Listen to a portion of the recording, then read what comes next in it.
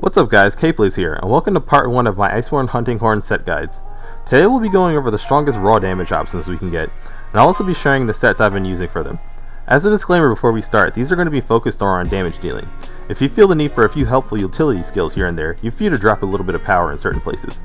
This video is mainly to give an example of what your strongest options might look like. Without further ado, let's get into this list. Up first, as expected, we have the current most popular horn in Iceborne, the rasping ballad. This thing is all in offense. If you want something that hits hard on pretty much anything, this is your horn.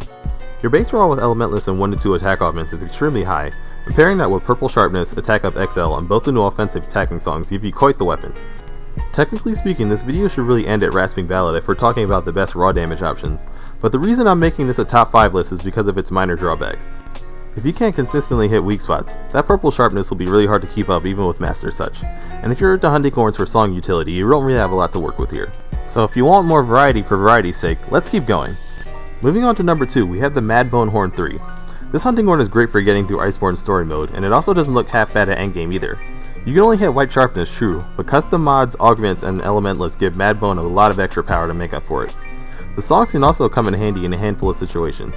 On top of damage boosting, you also have resistance against low level roars and most environmental effects like heat, cold, or slowed movements. Speaking of movement, you also have the great new speed and evade boost songs that give you crazy mobility on top of some added invincibility frames. Hunting horn already moved around at a decent pace, but this gives you one of the fastest movement speeds in the game. Now you can technically use Tigra instead of Bone, but the negative affinity there and the lack of extra customizing slots make it a lot weaker. All the extra power you can add on to the weapon before you even start to consider skills is what really sets Madbone apart. And number 3, we have Austere Paradise, the final boss hunting horn. Like most other Shara weapons, Austere might not be topping the charts in damage output, but it's still a solid balance between power and comfort. Unlike most other Shara weapons though, you get even more comfort in the form of a good selection of songs. If you want some extra durability or utility on top of boosting damage for you and your team, this great looking hunting horn is what you're going to want to go for as a good general purpose option. That said, I personally prefer running free element over elementalist on Shara. It actually works really well for targeting Dragon Week monsters, but we'll save that talk for the top elemental horn video that'll be coming up soon.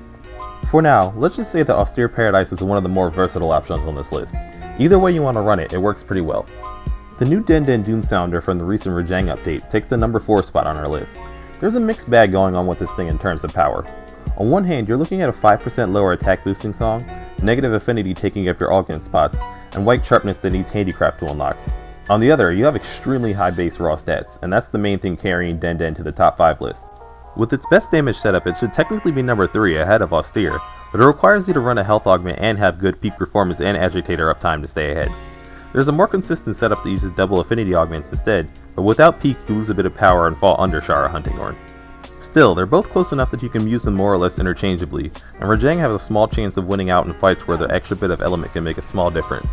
One of the main uses I suggested for is hunting Kushala. You'll be able to take advantage of both the wind immunity and thunder damage in that fight, so Rajang hunting horn acts as a nice little counter weapon for that situation.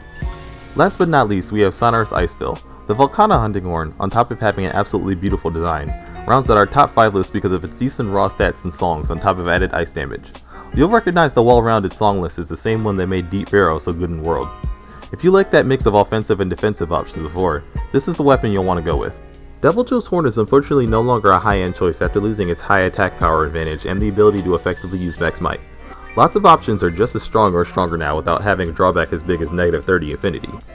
Icebill can be used against anything, but like Deep Barrow and World, it'll do its best work in fights where its added elemental damage will make it hit that much harder. And that's it, our current top 5 best raw damage options in Iceborne. Hopefully this video helped out anyone wanting to squeeze as much power as they can out of their hunting horn sets. If you didn't see your favorite high-end horn here though, don't worry, I'll be doing some videos on the top elemental and status options too, so be sure to look out for those. After these I'll also be doing some solo runs of most of the total list, so you get to see them all in practice too. That's about all we have for now though. Till then, this has been another KPlays and I hope you enjoy the rest of your day.